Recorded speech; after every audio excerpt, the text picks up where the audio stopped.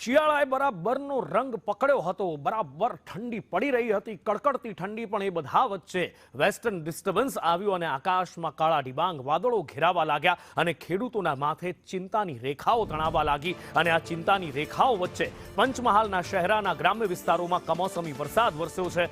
મોરવા, રેણા, ગોકળપુરા, પોયડા, ભૂરખામાં વરસાદ વરસતા ખેડૂતો ચિંતામાં મુકાયા છે। ભળ શિયાળે માવઠું થયું છે અને માવઠાના આ દ્રશ્યો, આ વરસતો વરસાદ એવો છે કે જાણે ચોમાસું આવી ગયું હોય ફરી એકવાર એવા દ્રશ્યો છે। વધુ માહિતી સાથે સહયોગી સંવાદદાતા તુષાર દરજી ફોનલાઈન પર જોડાયા છે। તુષાર, ભર શિયાળે માવઠું, ખેડૂતોના પેટમાં પડતી ફાળ। જી નુપુર, આપને જણાવી દઉં કે પંચમહાલ જિલ્લામાં સવારથી જે વાતાવરણમાં પલટો આવ્યો છે, કાળા ડિબાંગ વાદળ સાથે માવઠું થવાની પૂરેપૂરી શક્યતા હતી।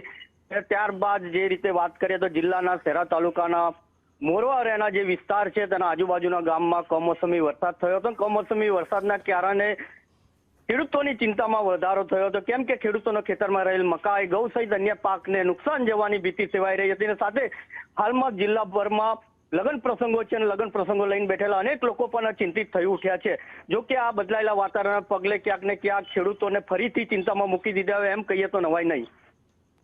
જી તુષાર, માહિતી બદલ આભાર।